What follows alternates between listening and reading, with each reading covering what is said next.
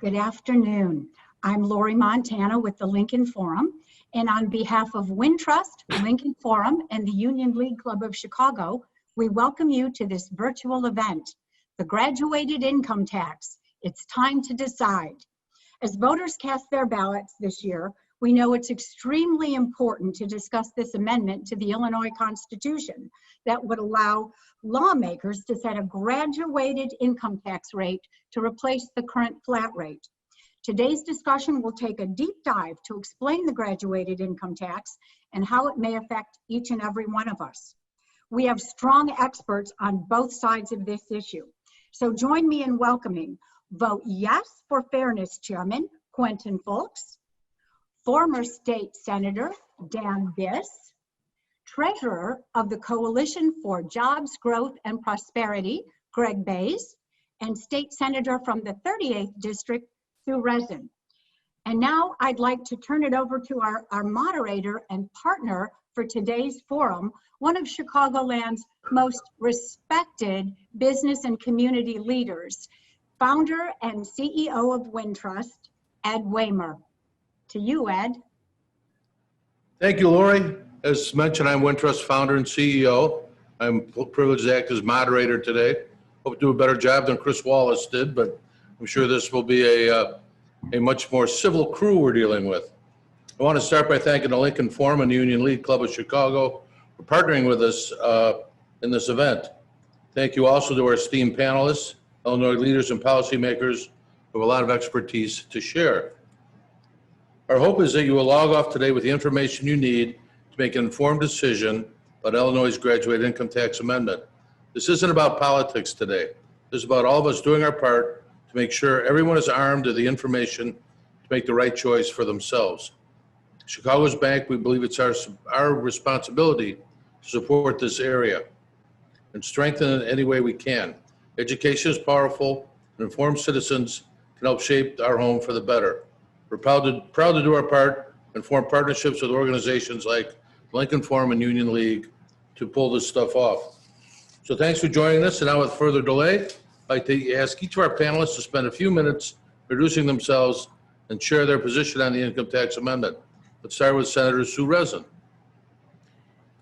Good afternoon. I'm State Senator Sue Rezn. Thank you, Ed, for that introduction. Thank you, Lori, and thank the Lincoln Project for the opportunity today to discuss why I feel that we should not be supporting the amendment. I am a state senator. I'm assistant leader in the Republican caucus. I've been a state senator for 11 years. The district that I represent is really a very diverse district in terms of it represents both parties. On one side of my district, on the eastern side of my district in Will County, I represent more of the suburban area in Plainfield, Oswego area in Kendall County, and Will County as well. And then if you take Interstate 80 to almost Princeton, Illinois, that's the 38th Senate District. So again, I represent a little bit of every kind of voter that we are talking about today. A Senate District is comprised of about 250,000 people in each Senate District. So as you can imagine, this has been an important topic throughout my district and have had numerous questions about what is going on. Currently, as you know, the flat tax is a constitutional protection for individual ratepayers from the legislature to increase taxes. We're having a conversation now about changing that constitution and allowing for a progressive tax, which in fact gives Springfield much more power to raise taxes. Politicians with a progressive tax can pick and choose the income brackets to raise the taxes in. This way doesn't make everyone angry all at once when you raise taxes. You're going to hear a lot about from my colleagues who are speaking in support of this amendment. They will tell you that 32 states, in fact, have a progressive tax, and yes, they do. What you will not hear about is that in those 32 states, that the majority of those states have had to raise taxes on the middle class because there's simply not enough money at the top 1%, the job creators, to fill the budget hole. You will also not hear about of the 32 states that have a progressive tax. The majority of these states also tax retirement income. So again, as we have a conversation today about this progressive tax, about, on the top 1% of the people in the state of Illinois, if you look at other states in the 32 states who have a progressive tax, such as Alabama, for instance, they ultimately have tax, the highest tax bracket is taxing somebody who's making $3,000. If you look at Missouri, their highest tax bracket starts at someone who's making $8,400. So again, when you talk about when you hear about the nurses and the frontline workers and the essential workers today, who we all care about, want to make sure that we are not impacting them negatively, in states such as Alabama and Missouri who have progressive tax, they're being taxed. The middle class is being taxed under these structures. We want to make sure that we do not give more power to Springfield, and we want to make sure that we continue to protect the taxpayers. This tax amendment has nothing to do with fairness. The question is about giving Springfield more power to tax. Thank you. Greg, you're on. Ed, thank you very much. Thank you for helping organize this effort. Thank you, Union League Club. And it's a great honor to be able to have a chance to talk about this today with not only Senator Rezn, but Mr. Biss and Mr. Folks. Really, this is a historical opportunity for the people of Illinois. They do not get an opportunity to have a voice on the public policy question like this. It is a rare opportunity for them to say, yes, we want to change this tax structure to go to another tax structure. So the people, when they go in to vote, and they are getting bombarded with lots of information about it now, should really understand what the essence of this issue is about. The essence is that we are going to take a portion of the tax code of Illinois, and we're going to allow for, instead of the flat tax that has been in place for 50 years, to a progressive tax, or the opportunity.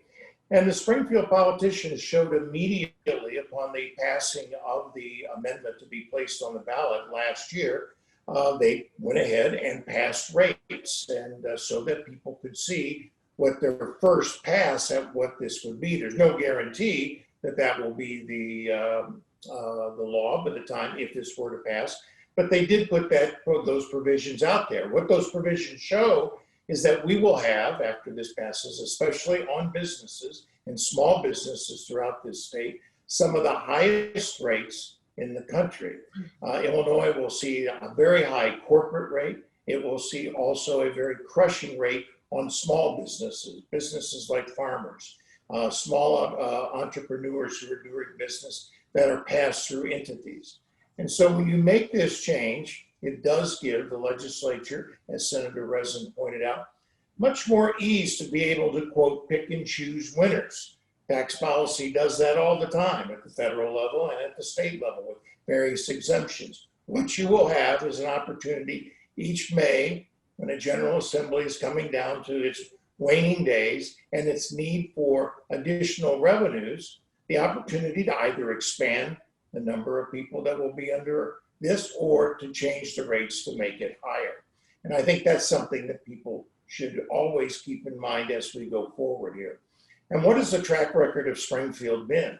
Well, there have been two major tax increases in the last decade, and Illinois' systemic debt remains between $6 and $7 billion. We have the most crushing pension debt of any state in the country. And even after two major tax hikes in the last 10 years, nothing really has changed in that regard.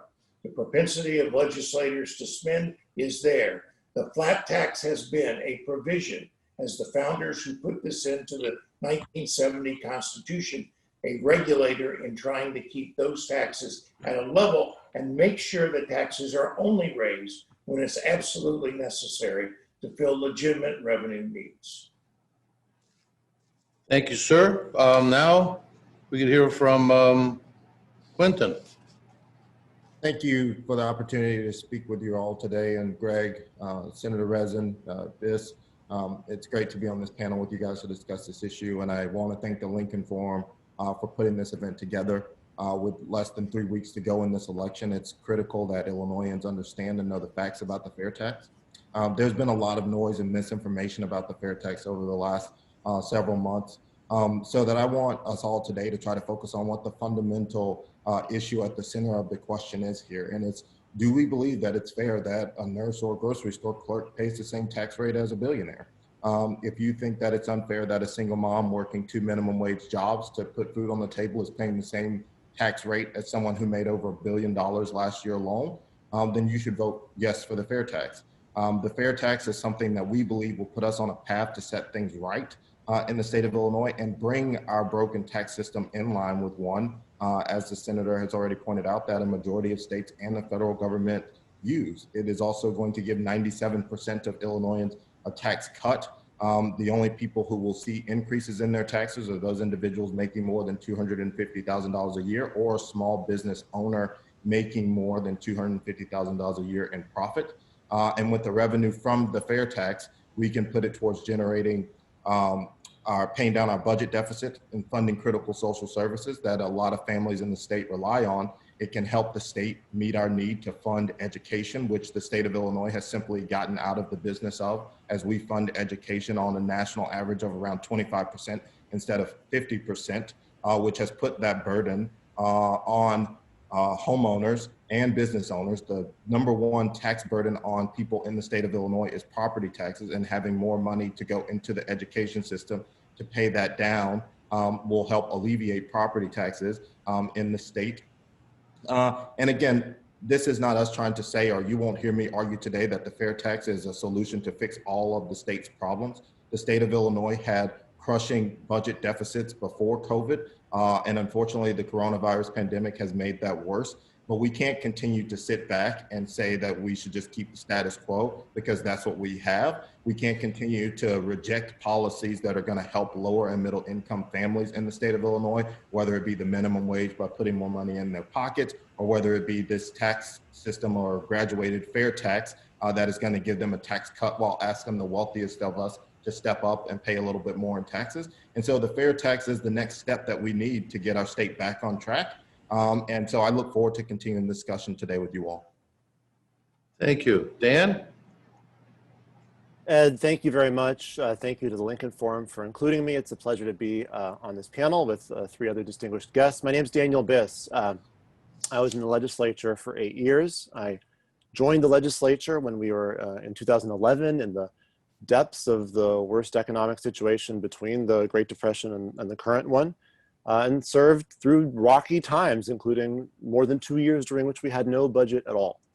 And I'm here today for a very simple reason. I believe to my core, based upon all of those years of work trying to solve Illinois' problems of severe fiscal challenge together with economic injustice, that the opportunity before us in this election to pass this referendum and create a fair tax is the single most important thing that our state can do to improve our fiscal situation, the most important one. We are one of only a tiny handful of states whose constitutions say that we must have a flat tax, whose constitutions deprive us, the people, of the power to ask our legislators to fix our tax system. Quentin asked whether it's fair that a millionaire and a billionaire pays the same income tax rate as a nurse or a janitor or a firefighter.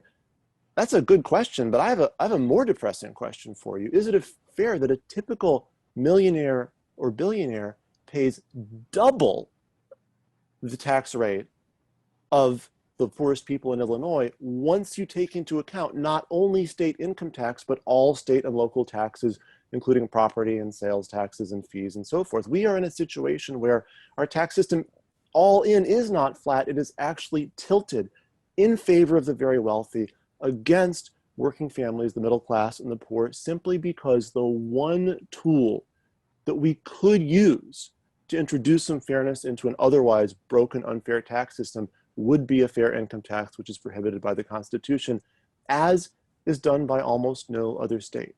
And I say that again, as is done only by 3 other states, 2 of which, by the way, Pennsylvania and Michigan, are very famous for having their own severe fiscal challenges. So what we have in front of us this November or October if you vote early like me, is an opportunity after 50 years of error to take a situation where we, Illinois, are on an island. We are an anomaly, we are an outlier when it comes to fiscal policy, and bring ourselves in line with the overwhelming majority of other states. And as every speaker on all sides of not just this panel, but every other panel on this topic will point out, we have decades and decades and decades of fiscal challenge. And so what I would say is, if there's an issue where we have been doing fiscal policy differently than everybody else for the last 50 years, do we think that's because we've been doing it better? Or do we think that that's because we've been doing it wrong? I would submit we've been making a terrible mistake that has created our fiscal challenges. We have an opportunity to correct it this election. Let's take that opportunity. Thank you, Dan. We have a number of questions that have been submitted. I think you've seen a number of these. There are a number coming in on the chat line as we speak, so we will try to move forward and see where we end up. This one's fairly topical and it's for everybody. There was a Wall Street Journal article yesterday that said Illinois is currently ranked 36th out of 50 for tax burden in the country. And then this amendment would take us to 47th in the country. Just some reactions to that. Is that right or wrong? And what do you think the effects will be if this passes? Well, clearly, that's a concern, and that's something that we talk about all of the time. So for the suburban mom who's sitting at her table paying the bills, she's writing checks for property taxes. She's writing checks to pay the state income tax. She's writing, if she's a small business owner or owns her own salon, she's writing additional taxes for these businesses. So you look at the entire tax impact that someone who is trying to live in Illinois and also potentially have a business in this state is huge. So when the Wall Street Journal came out with this article, yes, in fact, what happens is because we have the second highest property taxes in the country, and by the way, in this plan for this amendment, there's no mention of trying to reduce property taxes at all, because there's no plan at all except for let's change the words to give Springfield more power to increase your taxes.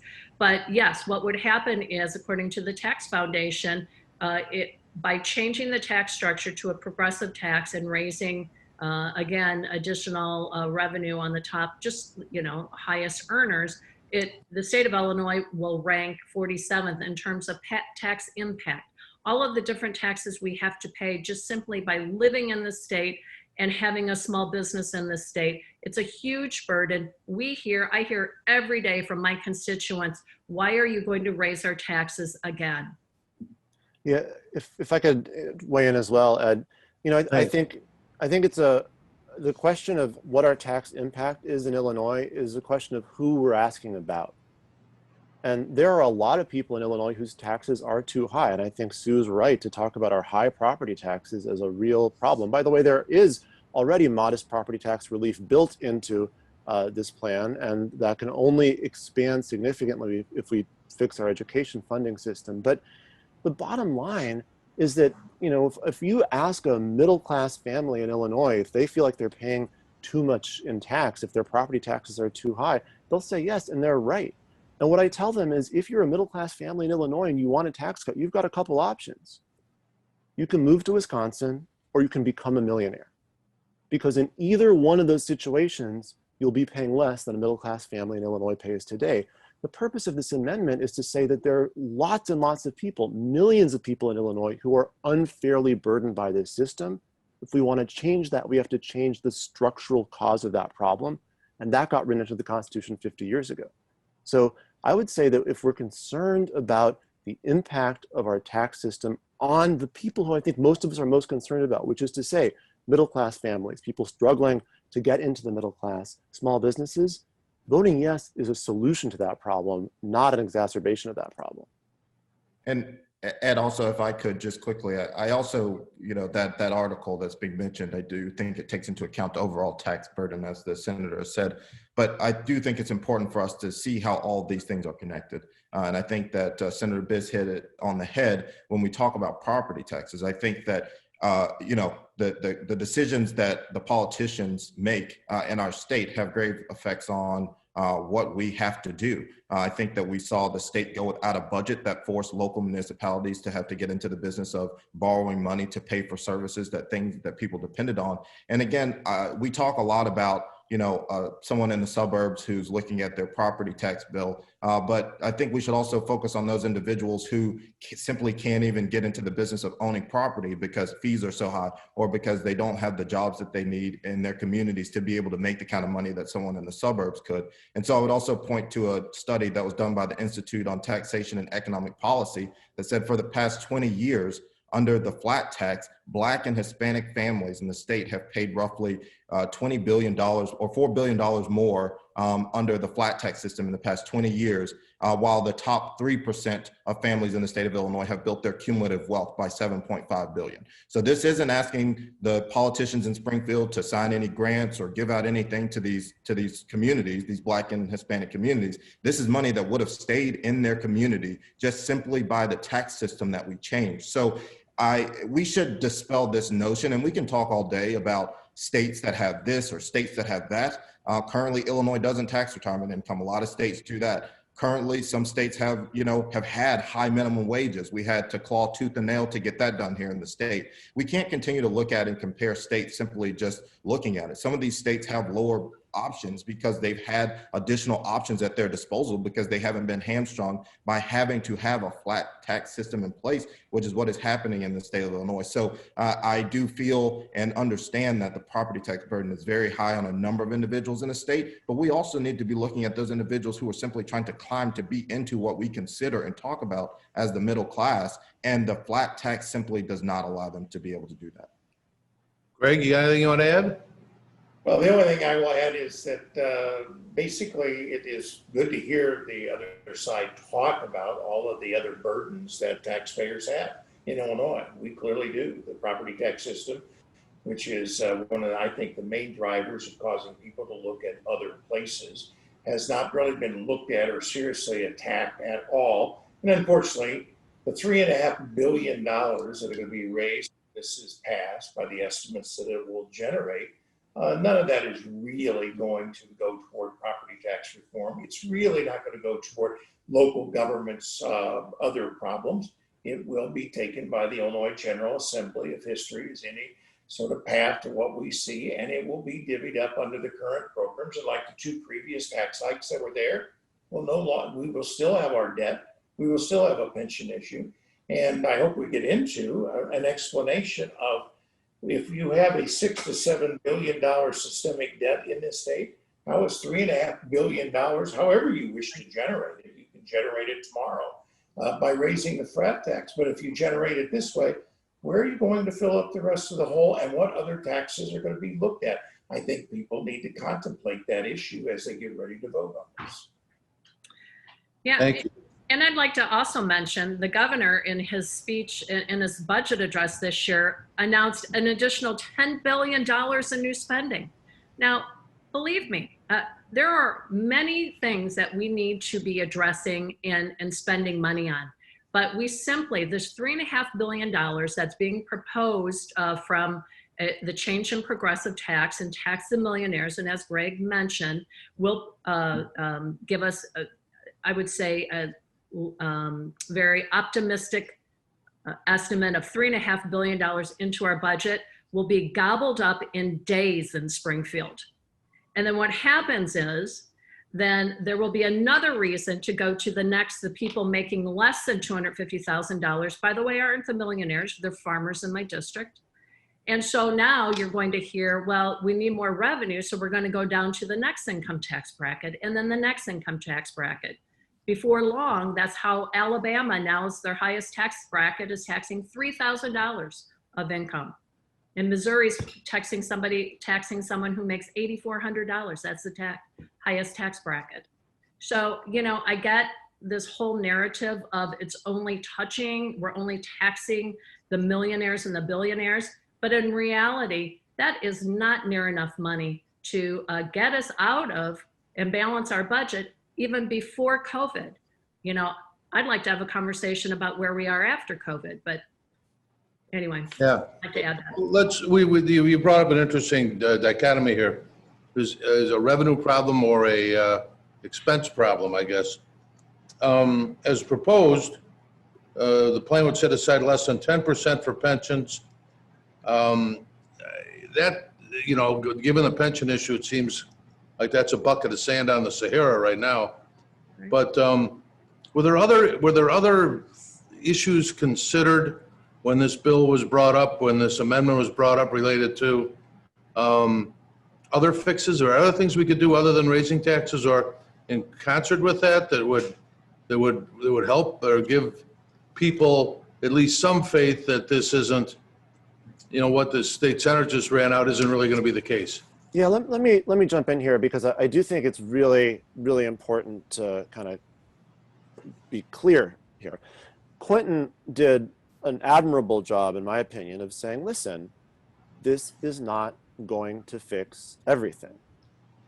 And yet the other side likes to say, oh, how dare the legislature come back to try to fix the tax system now, when in the past there was a tax increase that didn't fix everything. Well, I actually think the responsible approach is to not try to fix everything at once with a single change to the tax code. And I would think that particularly the more kind of conservative side of the debate, which is currently opposing this for some reason, would agree with that, would say, no, we shouldn't try to solve every single fiscal problem in our state with a single change to the tax code. This is a moderate, modest bite that doesn't solve everything, that doesn't pretend to declare the entire budget problem to be a revenue problem, but says, hey, we also need some more revenue. And so I have a lot of friends who say to me, Daniel, I support this, but I'm concerned it doesn't also do this one other thing, or it doesn't also do that other thing. It doesn't do what I wish it did on reform to local government. It doesn't do what I would hope it would have done on pensions. To folks who feel that way, I would say, when's the last time any large organization, whether it's a government or a business or anything else, has solved all of its problems in one fell swoop? I would say, if you agree with this step, if you agree that our tax system is broken and millionaires and billionaires should pay their share, and we should stop going after the middle class and people working to get to the middle class to bear the brunt of the burden, and you also want a bunch of other stuff to get done, then vote yes, and then wake up the next morning and fight for those other things to happen too.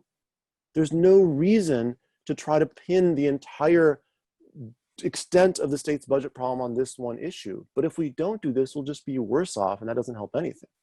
Well, this does not, and I will agree with you, it is one portion of this. And Springfield, if any of history as a guy, has shown that the small steps that you talk about in either the two past tax increases that were, they do not solve the problem. Why?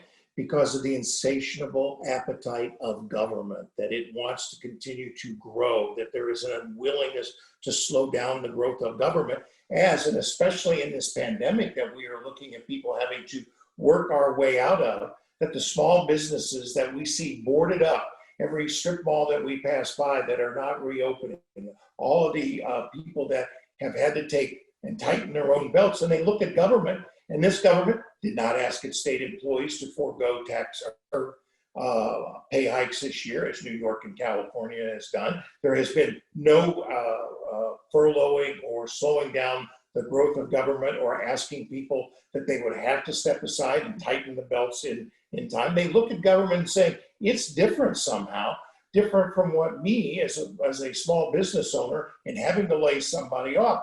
And so when you say about, well, this is one small step, I will agree with you that your advertising, or the proponents advertising, tends to say that if we just tax millionaires, if we just tax billionaires, this will be a step in the right direction in getting this all done. The reality of it is, Daniel, I think you know from being in Spring, there needs to be a very holistic view of what ought to be done to solve Illinois' fiscal spending problems. And it should be looked at in that holistic view, not just in saying, quote, trying to make the taxes fair. I just quickly, I want to respond to that, because I couldn't disagree more. You know, we have a lot of problems as a state, and we're going to have to pick a path and move forward and chip away at them bit after bit. So in 2014, we elected Bruce Rauner, who had a particular point of view on how to address those problems. And like it or not, he wasn't able to sell the legislature on the approach that he wanted to take. And so we made no progress. In fact, we moved backward during the course of those 4 years. And some people who agreed with his ideas were heartbroken they didn't go through. Some people who really opposed his ideas were glad they didn't go through. But one way or another, nothing changed. So now we have a different governor who came in with a different vision and a different set of ideas. And this is the first step that he wants to take. And whether it's Rauner or Pritzker or the next person, no one's going to be able in a state as complicated and diverse as Illinois to put the entire fix-it-all package in a single box with a bow on it and get enough votes out of the legislature to make that all happen. That's not how progress works. But what we could do is take a positive step. Do one good thing this November, which, as you both agreed, will bring in $3.5 billion the state needs while making our tax system more fair. And I would say, let's do the good thing and then do some other good things later. Well, $3.5 taken out of the taxpayers' pocket of Illinois. It's not. Hang on a second, guys. We're not going to talk over yours. Senator? Sure, thank you. You know, this is a discussion to eliminate 42 words in the state constitution. And if you carefully look at the 42 words, these are the taxpayer protections that are embedded in our Constitution. And there's a reason why. Because of our inability to truly control spending in the state of Illinois. Now, what's added are 23 words. And if you read those 23 words, it fundamentally moves power from the state's protection of the taxpayers to the legislators. Now, it's a simple question. Do you trust your legislators, right, to spend money well and to decide who is taxed and how much? Now, I'd like to talk briefly about businesses because, yes, you're right. You can't cut or tax your way out of this. We agree on that. The important partner in this discussion are all of your businesses, your small businesses, Greg, your manufacturers, your medium and your large businesses, who, by the way, have been sitting at the table since March, since the pandemic started, and have offered in all of the working groups that I've sat in for economic development, for unemployment insurance trust fund, all of these different working groups about what they need in order to simply keep their business open during a pandemic. And let me just run through a couple of items that make sense, but yet according to, and again, Dan, I appreciate your conversation, but let's work on the other things. Well, we've tried to work on the other things in these working groups and nothing has happened to allow businesses to simply breathe and do what they need to get through the pandemic. So for instance, we asked for, the businesses asked for a minimum wage deferral for at least a year. Not to completely eliminate it, the bill passed, we all agree it should be implemented, but they need a deferral because they're trying to keep enough workers on staff during the pandemic. The sales tax deferment for businesses were given to restaurants and bars at the onset of the pandemic, but the businesses wanted it expanded to all businesses, didn't happen. This is important. We asked for, and this is something that California even gave, a 1-year moratorium on the Worker Adjustment Retraining Notification Act, or we call it the WARN Act, which simply says, if you're an employer with 75 employees and you are going to have a mass layoff, you have to give 60-day notice. Now, since the state has been closing many areas throughout the state because of the pandemic, it's difficult to do this. California even gave the moratorium for WARN notice filings, but Illinois did not. So what does this mean? That means that potentially, because technically an employee can come back and sue for those lost 60 days potentially of back wages. I mean, that just tells a business, I'm trying to stay open and I've offered solution during these working groups, but yet none of them are taken up and help in order to help the businesses by this administration. Quinn, do you want to put 2 minutes in on this and then we'll do another question? Absolutely. I think one thing to look at is that California has a budget surplus.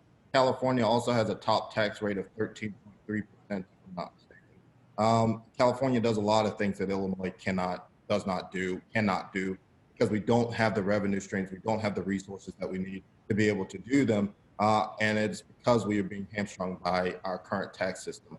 I also think that we're asking 3% of the state's taxpayers to step up and pay a little bit more. Honestly, to me, this conversation has kind of moved towards if you believe that state government can help you. I happen to believe that government can help people. And I know that that's a fundamental difference between a lot of people as we discuss issues. I do believe that government can help people. And I also believe that I'm not in the business, or that we should not be in the business of punishing people because of a bad actor or bad actors in Springfield. That is simply not how we address these problems. And we can't continue to say, well, we've had a flat tax in Illinois for the past 50 years since the Constitution was drafted. And so we've gotten to this hole, and this solution is only going to bring in $3.3 billion, but because we can't fix everything at one time, we just should not do anything. So if by that logic, the flat tax has had 50 years in the state of Illinois, and we refuse to try another option that's going to give 97% of Illinoisans a tax cut by only asking the top 3% to step up. And we routinely talk about business owners, and we're talking about people that are in that middle class range. There are a lot of people, particularly minorities, who are struggling to just barely make ends meet. And the things that are on the chopping blocks from our opponents that oppose the fair tax, when they also never seem to be able to have solutions of things that we should cut, are things that are being paid for in majority part by those minorities and super low income earners in the state who depend on them the most. We saw it under the Rauner administration. We cannot continue to simply just sit on our hands because we don't believe that something is perfect. I don't believe that anyone would come up with anything in Springfield that every single person on this video chat today or listening in would all agree on at one time. But it's just the notion that this doesn't fix everything at one time it doesn't make sense. And then the COVID piece, we have moved into a worse fiscal situation because of COVID, but that boils down to saving lives and listening to science. And I respect and understand that some businesses are on the line and have had to, have their doors shut in order to keep people's lives safe. But as with a lot of things that seems to be with government and just taxation, it comes down to a moral compass of what you're going to choose to cut. Are you going to cut the social service agency or the mental health agency that's in a community that people depend on because of some sort of political philosophy crusade? Or are you going to choose to keep that open? These aren't just decisions that are just, well, we can't fix everything, so do nothing. Okay, thank you. Let's move on to another question. I remember Orion Samuelson, the great Orion Samuelson, once said, "I never had a poor man give me a job." Are we worried about the flight of that 3%? There's been a study out that said, yes, that happens. But then there's another study that said when it does, other people come and take their place. I'd like to know your feeling about, especially with Wisconsin and Indiana, our neighboring states are really, they've been going after our businesses for a long time. Businesses are important to get the jobs, et cetera, et cetera. What do we think about the flight aspect of this? And which side is right on that? Why don't we start with Greg? Well, it's an issue that I have dealt with during my nearly 30 years representing manufacturers of the state, and I saw an increasing number of those businesses leave Illinois because Illinois refused to deal with some of the systemic problems. And this really does get to some of the things others are saying on this panel, and the fact that the, quote, state income tax didn't get us into this problem by the fact that it was a flat tax or not being a graduated tax. There is a whole host of issues that have done that. And this particular, the out-migration of taxpayers is increasing. There are lots of reasons for it, but the reality is Illinois is losing population. It is losing people who have run businesses here. I heard the stories over and over. Tried to, and many times, initiate discussions that both Daniel and Sue are familiar with in trying to reform our workers' compensation system and the needs there. And always ran up against the other lobbies of Springfield that were more powerful. that were able to stop it, in organized labor, the medical community, all sorts of people lined up on the other side to not try to do something that would help Illinois businesses stay in business here. You have a big due bill coming in the state of Illinois that Governor Pritzker and the General Assembly businesses are going to have to deal with, and how to refill the unemployment insurance trust fund. As I don't know because not being involved day to day, the numbers, but those numbers have to be devastating. Who pays that bill? It will be Illinois businesses will have to be paying taxes for years to repay the loss of those funds in the unemployment insurance system. So when you talk about that in line with changing the tax structure, that's going to make the taxes on Illinois business some of the highest in the nation, and I've heard it over and over and over. You just have to look for someplace else to be able to move our business to be successful. So I think it's going to only increase that out-migration. Glenn, you want to respond to that, please?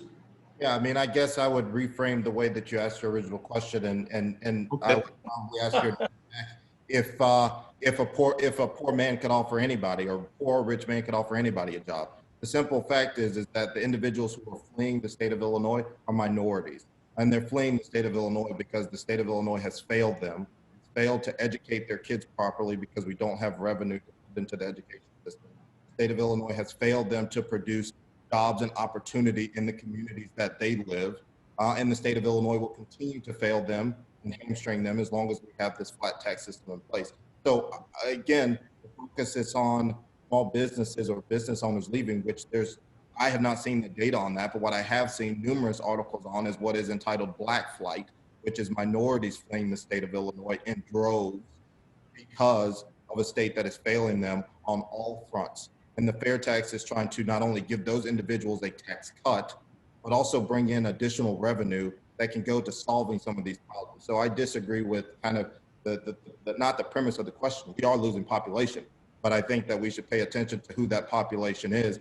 And the matter of fact is that you can put as many businesses here as you want, but if there are no workers here to work them, then they're not going to make any money. And what we've seen is a crusade against organized labor in this state to demean workers' rights because the people only care about the bottom line of businesses. And that's essentially what is the case here when we're looking at implementing the fair tax, is that people only care about the bottom line of those wealthiest few at the top, and they don't care about the individuals at the bottom. And that is what is at the core of this. And so on November 3rd, the options that are going to be on the table for voters is if we're going to continue to allow minorities to flee the state, if we're going to continue to allow the tax burden to fall on middle and lower income Illinoisans, or if we're going to ask those individuals in the state, the wealthiest among us, to step up and pay their fair share.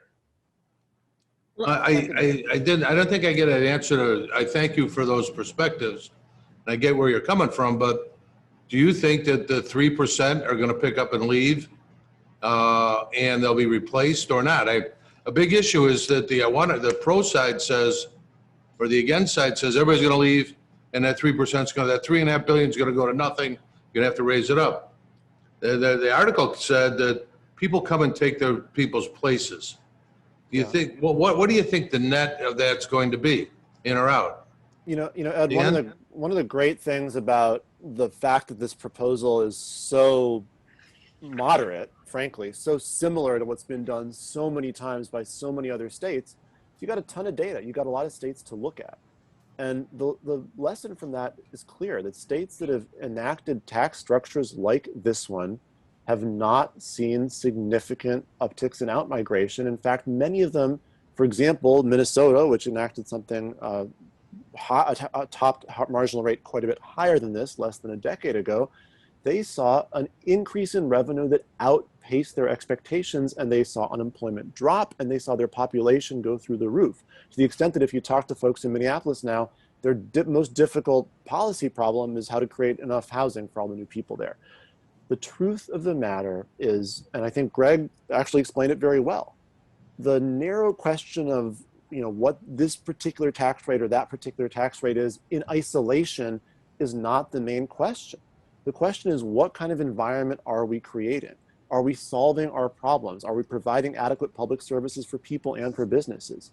And this fair tax is a critical step to begin to fix the state's structural problems, which will make us more attractive, not only to the 97% of households who will be paying less, but also to everybody else who relies on public services as well, who wants to have infrastructure and education in the place where they're going to start their business. I think we'll see an increase in our population and our revenue. Sue? So, you know, the answer is yes. Obviously, people are leaving the state. We talk to them. I talk to them all of the time throughout my district, throughout the state.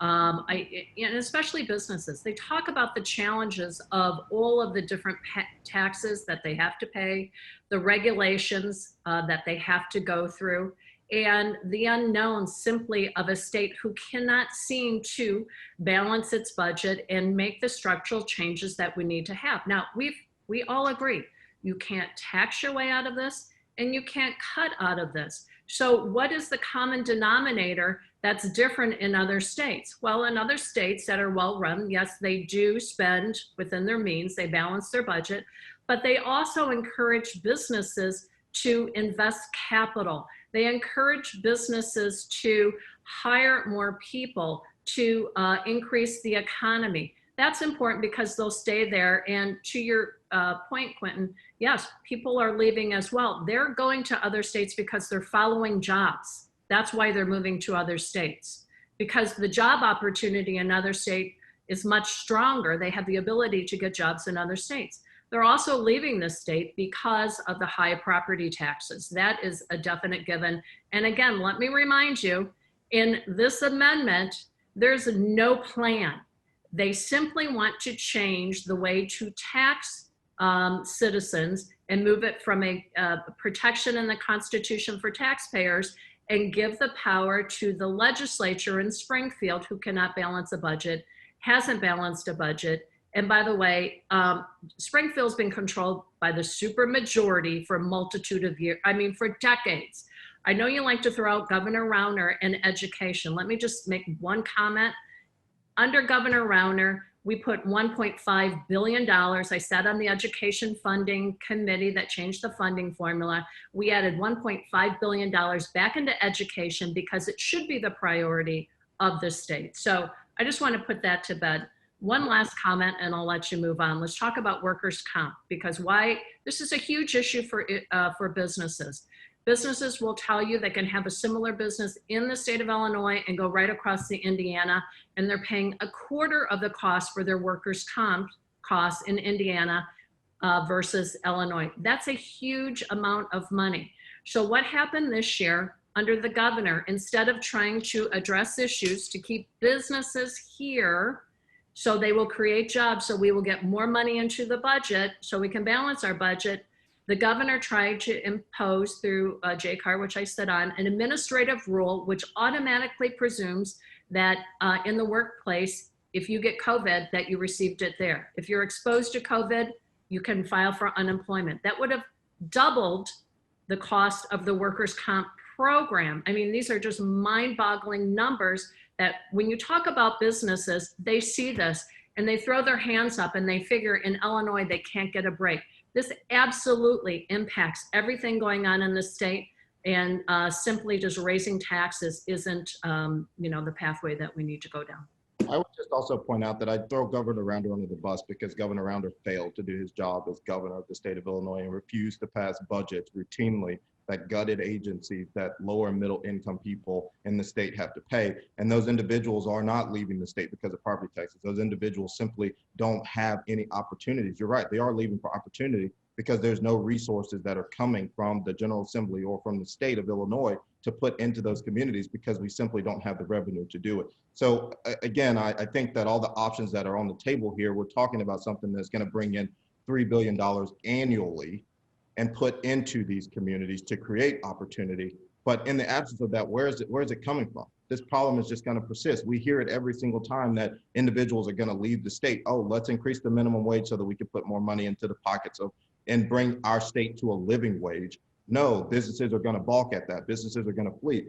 What are the options? What are the options? I'm all for having debates about what we should be doing, but the simple fact is that opponents continue to degrade any option that is gonna help lower and middle income families in the state because none of them are perfect, while not offering any alternatives or options alone. And Governor Rauner was simply, we can have a whole nother discussion about that, but you want to talk about budgets and leadership, Governor Rauner simply failed to do anything that he was. Well, that's all the past. We ought to look forward. And I think it's kind of interesting that the amount of money that's being spent on both sides of this issue, and the for and against, for 40-something words, I think the price per word is going to be pretty heavy.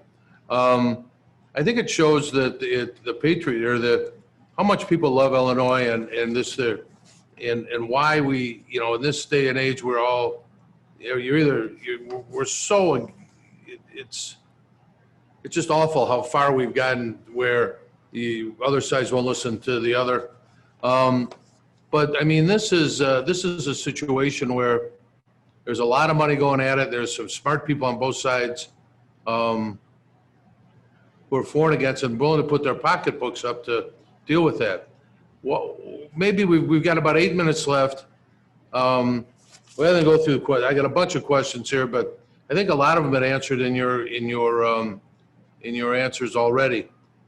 Maybe one more would be, why now? Why? I know it's an election year, but we have one every 2 years. With COVID, with the violence, with where everything is, why now? Why are we putting this extra burden on people? I get the why now question. The question we get is why now, and why no cut in expenses? So maybe everybody could take, we got 8 minutes left, 2 minutes apiece to summarize why now, and then we can call it a day. What's that? Greg, you want to go first? Well, I guess it's more of a proponent question, why now? But I think you raised what is a question on people's mind, and especially concerning that in the middle of this pandemic, we are now going to look to change the tax structure. All the arguments that the pro side makes, can make it sound that, going to be rescuing a lot of people that need rescuing with this. But the reality is the burden is going to be put on job creators. Quentin talks about the minorities who cannot find jobs, and I agree with that 100%. But I would also like to ask the same question of how that business owner, who has to be able to make a profit, to be able to continue to operate, to pay employees, to pay unemployment insurance benefits, to pay health insurance benefits. What does that employer say to the minority employee and saying, I'm moving to Indiana, I hope you'll be able to come, but if you're not, I'll hire people over there. You got to ask those kind of questions, because that employer is not doing it because they want to, quote, not pay or not provide good jobs. They're looking to stay in business. And I'm sure that you look at your own bank and your own customers, and you hear these questions of saying, we just can't make it in Cook County anymore, whether it's property taxes, regulations, or whatever. So this is a bad job. Ding, ding, your 2 minutes is up. Quentin, you're up, 2 minutes. So I would answer the question that was asked of me, which is both of them actually, which is one, the small business owner doesn't say anything to those minorities because they're simply not in their community. Jobs for them. So the conversation would never happen. Second, why now? One, we did not know that COVID was going to be a thing when this was first proposed and started. But I also would ask the question, why not now? Again, the study that I said before was the past 20 years, $4 billion have come out of low and minority communities in the state, while the top 3% have built their cumulative wealth by $7.5 billion. And this is not something that's new. This is something that simply just hasn't had the political power, since we've talked a lot about that and skirted around it. It's just something that has not had the political power to get over the hump. Governor Pritzker campaigned on this issue and came into office, and he has stepped up and put his resources behind it. And again, I don't want to avoid the question that you alluded to about who's paying for it. I will gladly defend the billionaire who goes out and says that they need to pay more in taxes. But what I find, incomprehensible to me is how an individual that made $1.5 billion alone last year is simply saying that they don't want to pay a few percentage more. It's not fair. We talk about 4.95 as if it's some number that's just strategically fair or something that's just fair that everybody plays. 4.95% on $1.5 billion is not the same as 4.95% on $20,000. And that is what the crux of this issue is. It's not fair how we're approaching taxation. These regressive fees and taxes are putting undue burden on lower middle income Illinoisans. And then the last point that I want to touch, just because it hasn't been said, but I want to make sure it does get said, is that 97% of taxpayers, that includes small businesses, a majority of whom file as LLCs, S corps, and pass-through entities. So yes, we are asking small businesses that make over $250,000 a year in profit with one owner that's filing all of that income to step up and pay a little bit more. Ding, ding. Sue. Well, first of all, there's no plan. So, we could talk about what we want to do, what we need to do, but there's no plan. I mean, we don't see it. This is what we're doing here is fundamentally changing and moving the power of protecting the taxpayers, which was in the Constitution, and changing those words to give the power to the state legislatures. Now, former President Barack Obama did say, you don't raise taxes in a recession. Okay, we're about to enter the worst recession we've ever seen because of COVID. In New York, you have Governor Cuomo, who told when they had this surcharge, as they call it, and let's talk about this next, the surcharge on millionaires in New York, he recognized that everybody moved out. And he said in a press conference, he said, you gotta come back. When are you coming back? Because they recognized they took their money with them and moved to other states as well. So this also, by changing the Constitution, takes the taxpayer protection of only taxing one income out. And that's important because what this does is potentially open the door in the state for an additional tax, say a surcharge like New York did. So potentially we could have a surcharge to pay for pensions or a surcharge to pay for this or that. So again, the taxpayers' protections that are in the Constitution are there for a reason, to protect everybody in the state of Illinois from this legislature in Springfield. Thank you. Dan, you got 2 minutes. You're the last man. All right, so why now? What does this do?